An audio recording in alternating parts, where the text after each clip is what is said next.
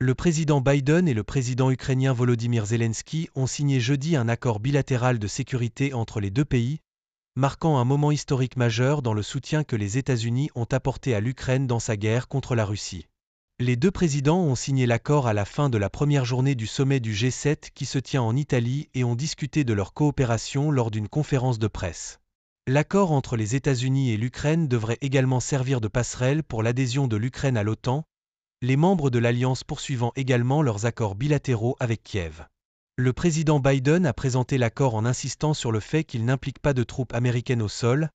ajoutant que les États-Unis sont déterminés à continuer à fournir une aide militaire et économique aux pays dévastés par la guerre. Nous n'enverrons pas de troupes américaines combattre en Ukraine, mais nous fournirons des armes et des munitions, partagerons des renseignements élargis, continuerons de former les courageuses troupes ukrainiennes dans des bases en Europe et aux États-Unis,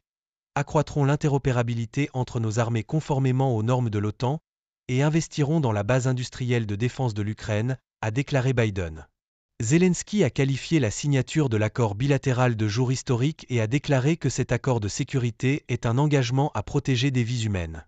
Il s'agit d'un accord sur les mesures à prendre pour garantir une paix durable, et par conséquent, il est bénéfique pour tous dans le monde, car la guerre russe en Ukraine est une menace mondiale, a déclaré Zelensky.